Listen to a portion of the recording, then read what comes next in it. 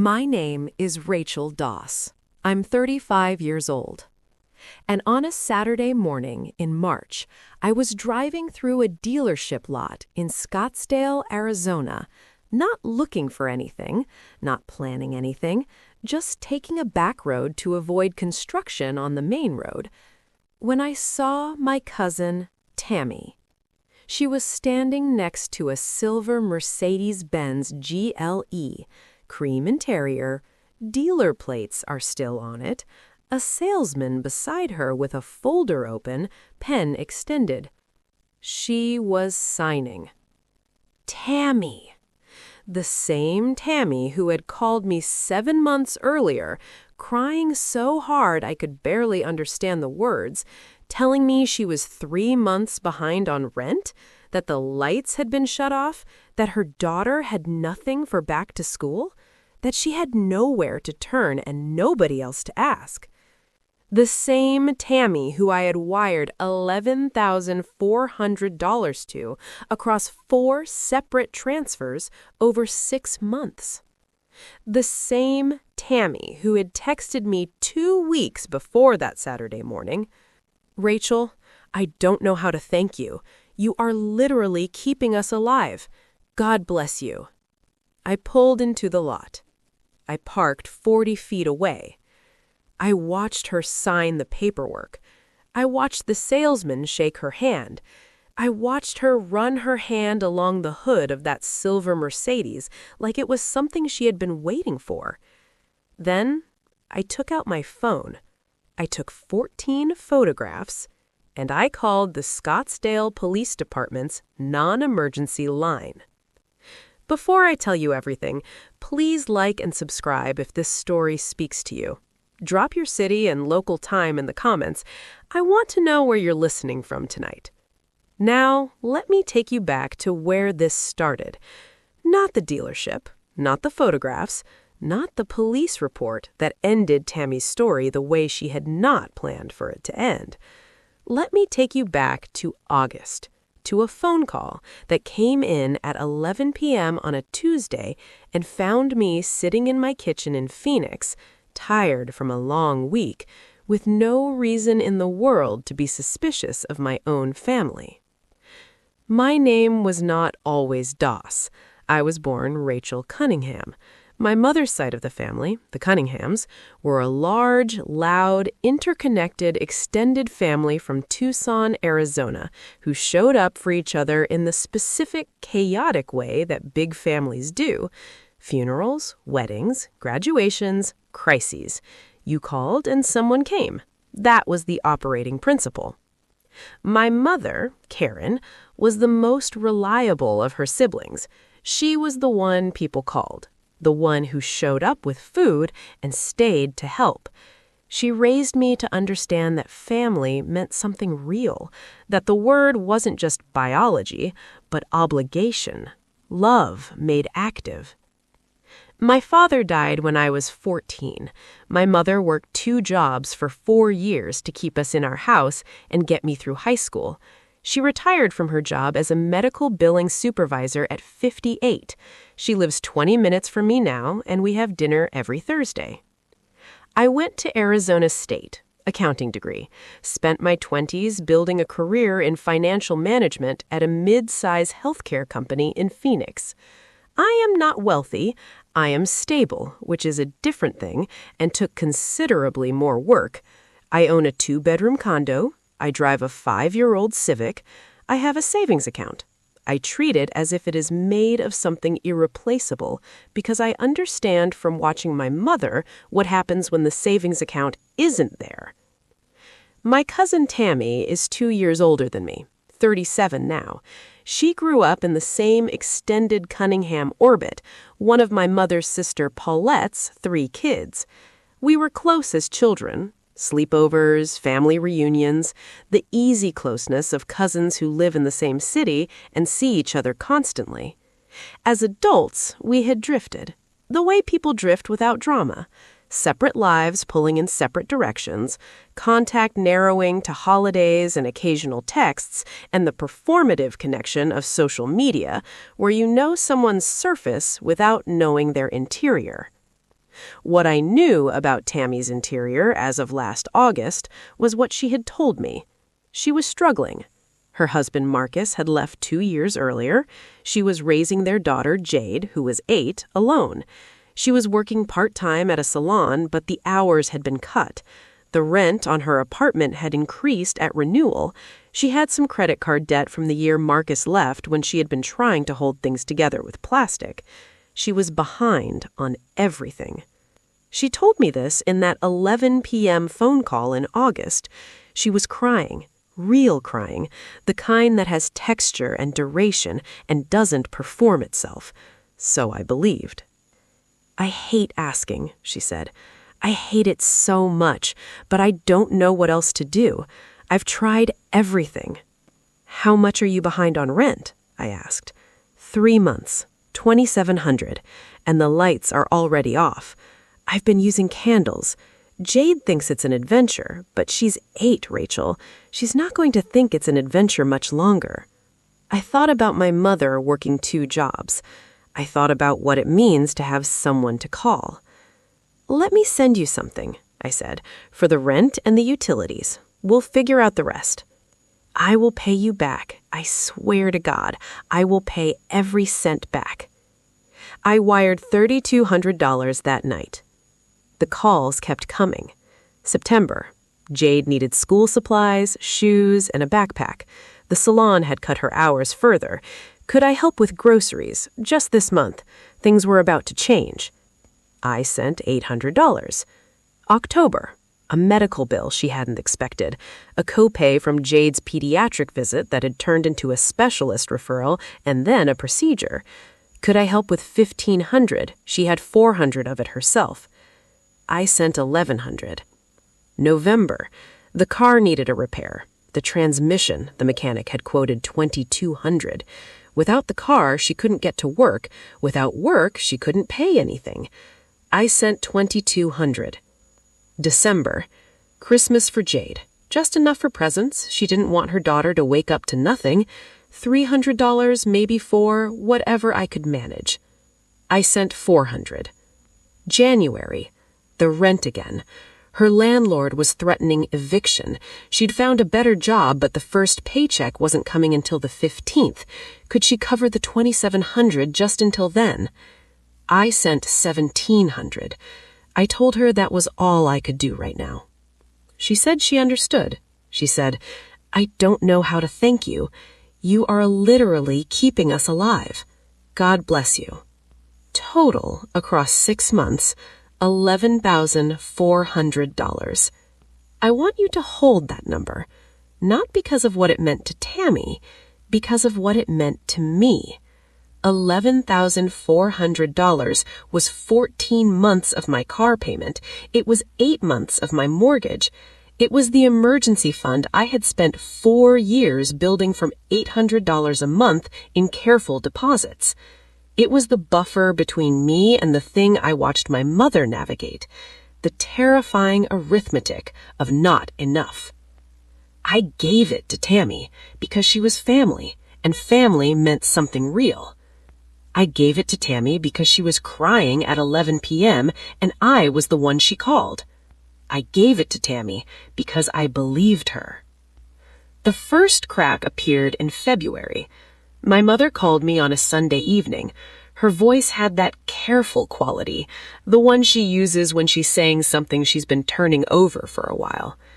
"Did you talk to Tammy recently?" she asked. "We text," I said. "I sent her some money in January. She's been struggling." A pause. "Rachel, Aunt Paulette mentioned something at her church group last week. She said Tammy had taken a trip to Vegas. Apparently, she posted photos." I put down what I was holding. "When?" "January, mid-January. I had sent $1,700 on January 9th. I opened Instagram on my laptop while my mother was still on the phone. Tammy's profile.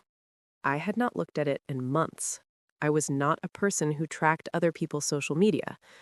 She had switched it to private sometime in the fall. "I can't see her posts," I said. "Paulette showed me on her phone," my mother said. She's tagged in a photo at a pool, at the Aria, a group of women. They were celebrating someone's birthday. The Aria Hotel in Las Vegas. A room at the Aria costs $300 a night on the low end. I sat at my kitchen table. I thought about the 14 photographs I had not yet taken. "Mom," I said, "I'm going to make some calls."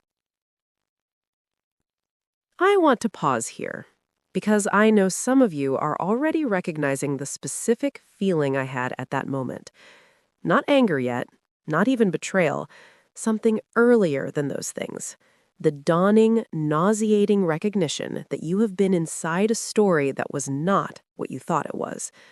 Drop the word dawning in the comments if you know that feeling. And stay with me, because what I found when I started looking changed everything I thought I understood about the previous 7 months. I called Simone. Simone is a paralegal at a family law firm in Phoenix. She is precise, practical, and one of the least dramatic people I know, which is why I trust her completely when things require clarity. I told her what my mother had told me. I told her about the $11,400. I told her about the Instagram account switched to private. "What do you want to do?" she said. "I want to know if what she told me was true before I do anything." "Okay," Simone said. "Here's what you can verify without confronting her directly. The rent. If she was genuinely 3 months behind, there would be a filing. Eviction proceedings in Arizona go through the Justice Court. Those are public records." I looked up the Maricopa County Justice Court online records that night. I searched for Tammy's full name. No eviction filing. Not for last August, not for any month in the previous year. I searched her apartment complex name paired with her name. Nothing. I called the utility company the next morning. I explained I was trying to verify service history for a family matter. The representative confirmed that service at Tammy's address had been active and uninterrupted for the past 18 months. The lights had never been shut off. I sat with that for a moment. Then I called the transmission repair shop she had named in October, a place called Desert Pro Auto on Bell Road. I told them I was following up on a repair for a family member. The service manager looked it up. No record of a repair on a vehicle registered to Tammy's name or her address, not in October, not in any month. The transmission had never been repaired because the transmission had never been broken. I wrote every finding in a notebook, dates, sources, exact language. Then I contacted a woman named Lisa Hart. Lisa had been recommended to me by Simone, a licensed private investigator in the Phoenix metro area who specialized in financial fraud cases. Simone said she was thorough and discreet. I called Lisa on a Thursday morning and told her everything. She asked 4 questions and said, "Give me 2 weeks." What Lisa found. Tammy's apartment, current on rent for the entire preceding year. No late payments documented in the property management system. Lisa had a contact who confirmed the payment history. Tammy's employment, not part-time at a struggling salon, full-time since June of the previous year at a medical aesthetics spa in North Scottsdale, salary-based position. Lisa found the LinkedIn profile Tammy had made private but not deleted, updated 6 months earlier with the new employer. Tammy's finances. This was the part that required the most careful documentation. Lisa tracked public social media on mutual connections who were not private, friends and relatives who had tagged Tammy in photos over the past 8 months. What emerged was a picture. A birthday dinner at a steakhouse in Old Town Scottsdale in September, the same month Tammy had told me she was buying groceries on my money. A weekend trip to Sedona with a group of women in October, the transmission month. The Las Vegas trip in January, a 4-night stay at the Aria with 7 women celebrating a friend's 30th birthday. And in late February, something that hadn't been posted by Tammy, posted by someone else, tagged without Tammy's knowledge, a photo at a car dealership. Tammy, standing next to a silver Mercedes-Benz GLE with a caption that read, "She finally did it. My girl is living." The photo was dated February 22nd. Lisa sent me the file on March 1st. I read it at my kitchen table in one sitting. Then, I drove to Scottsdale. I did not go looking for her. I want to be clear about that. I drove to Scottsdale on a Saturday morning to meet Simone for coffee. She lived in that neighborhood. The dealership lot was on a row I took because of construction. I was not following Tammy. I was not planning a confrontation. I was driving through a parking lot on a Saturday morning when I saw my cousin standing next to a $68,000 car. I pulled in. I parked. I watched. Cammy did not see me. She was focused on the salesman, on the folder, on the pen in her hand. She was wearing sunglasses. She had her hair done. She was wearing clothes that did not look like the clothes of a woman whose lights were off in August. I took 14 photographs. Clear, time-stamped, geotagged. The dealership sign is visible in 3 of them. Tammy's face is clear in 6. The Mercedes in all 14. Then I sat in my car for 10 minutes. I thought about what my mother had said about family meaning something real. I thought about $11,400. I thought about the text. Rachel, I don't know how to thank you. You are literally keeping us alive. Then I called the Scottsdale Police Department non-emergency line. The officer I spoke to was named Martinez. He was patient and thorough. He listened to the full account, the phone calls, the stated crises, the wire transfers, the findings from my own research and from Lisa's, the dealership photographs taken 20 minutes ago. He asked me 2 questions. Did she represent her circumstances falsely in order to obtain the funds? Yes, I said. I have documentation showing her rent was current, her utilities were on, her employment was full-time, and the mechanical repair she cited never occurred. And do you have records of the transfers? Bank records for every transaction. Dates, amounts, confirmation numbers. He took my information. He told me a detective would follow up. He told me to preserve all documentation, the bank records, Lisa's report, the photographs, the text messages. I had already photographed every text. I had printed every bank record. The detective called me on Monday. Her name was Reyes. She was direct and efficient in the way that people are when they have a clear case in front of them and want to move through properly. She interviewed me for 40 minutes. I provided everything I had. Printed, organized, chronological. Lisa's full report, the bank records with each transfer highlighted, the screenshots of the text messages, the 14 dealership photographs with timestamps. Detective Reyes told me that what I was describing, the deliberate misrepresentation of financial circumstances to induce wire transfers, fell under Arizona's theft by fraud statutes. The formal police report was filed on March 6th. I told my mother before I told anyone else. I drove to her house on Sunday evening. I sat at her kitchen table, and I laid out the documentation the same way I had laid it out for Detective Reyes, organized, chronological, factual. My mother read it quietly. She did not interrupt. When she finished, she put the papers down and looked at the window for a moment. "Paulette doesn't know," she said. "No," I said. "She's going to be devastated." "I know." My mother looked at the table, at the bank records, at the $11,400 laid out in line items across 6 months. "You worked so hard for this," she said. "I know." She looked at me. "You did the right thing," she said. "Not an easy thing, the right thing. Those are different, and you already know that." I knew. It was still hard. Aunt Paulette found out when the detective contacted Tammy. Tammy was interviewed the following week. I know the outline of what happened from Detective Reyes, who kept me informed at appropriate points, and from my mother, who Aunt Paulette called immediately after. Tammy did not deny the wire transfers. She could not deny the wire transfers. They were documented in both my bank records and hers. What she tried to argue, what her initial position was that she had genuinely believed she needed the money, that her situation had been genuinely difficult, that the timeline of her recovery had been faster than she'd communicated. Detective Reyes had Lisa's report. Detective Reyes had the LinkedIn profile updated in June showing full-time employment.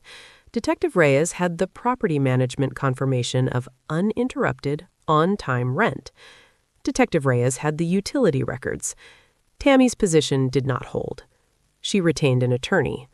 Her attorney contacted my attorney. Simone had connected me with a civil litigation partner at her firm named Howard Beck within 2 weeks of the police report.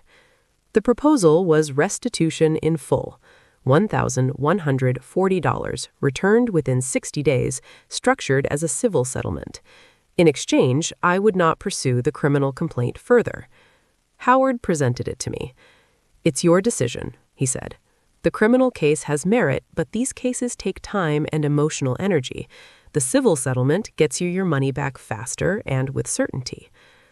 I thought about it for 1 day. Then I accepted. The first wire transfer of $5,700 came within 30 days. The second came 42 days later, $1,140, returned in full. The Mercedes was returned. I found this not from Tammy or Aunt Paulette, but from a cousin who texted me 3 weeks after the settlement. Tammy had financed the car. The dealership paperwork I had photographed that Saturday morning was a finance agreement, not a cash purchase. When the police report was filed and the settlement process began, Tammy's finances were scrutinized in a way that revealed the financing terms she had agreed to were not ones she could sustain. She returned the car voluntarily in April. The dealer resold it. The gap between what she owed and what it resold for became her problem. I did not arrange this. I did not pursue it. I was not involved in any of it. It was simply the consequence of choices made before the consequences were visible. Aunt Paulette called me in May. I almost didn't answer. I had not spoken to her before the police report. I knew she knew. I knew she was Tammy's mother. I knew the call was going to be complicated. I answered anyway. She was quiet for a moment after I said hello. "I want to apologize," she said. I waited. What Tammy did was wrong. I know that. She knows that, though she has a hard time saying it clearly yet. But I wanted to tell you from me, what she did was wrong, and you were right to do it. Aunt Paulette's voice was tired, the specific tired of a parent who loves their child and is ashamed of them at the same time, and does not know how to hold both things without being broken by the weight. "I don't want this to be the end of our family," she said. "It doesn't have to be," I said.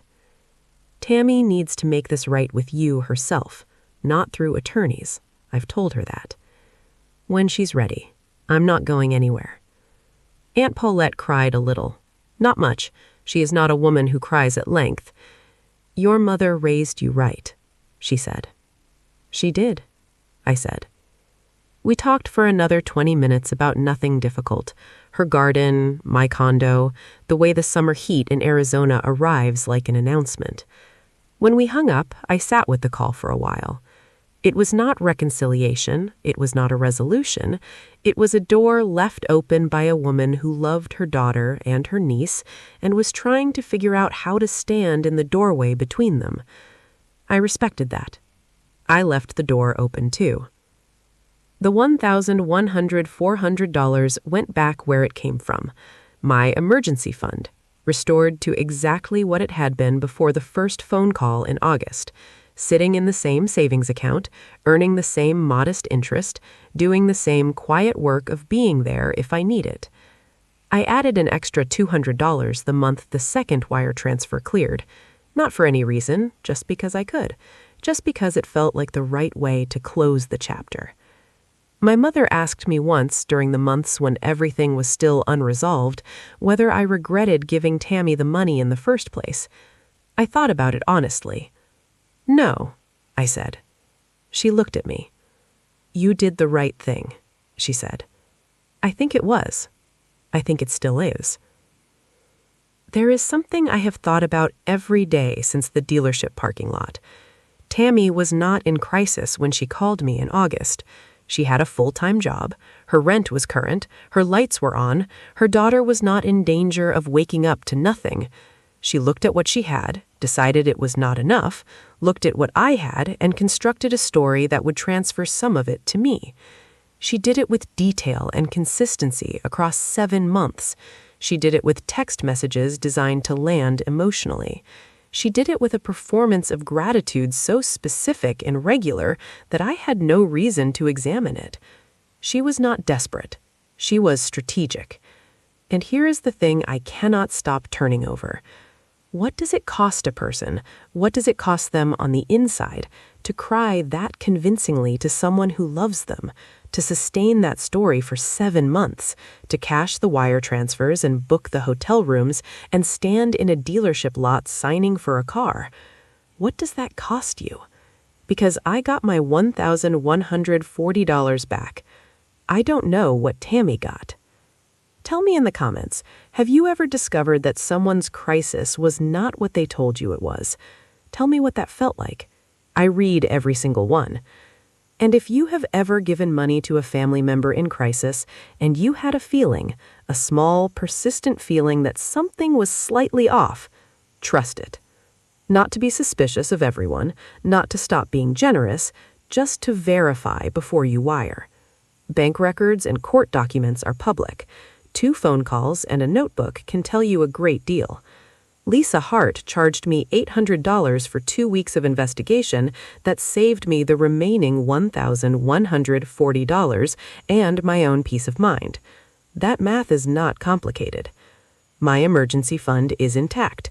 My mother is coming for dinner on Thursday. My cousin Jade is 8 years old and has done nothing wrong, and I hope someone is making sure she has what she needs.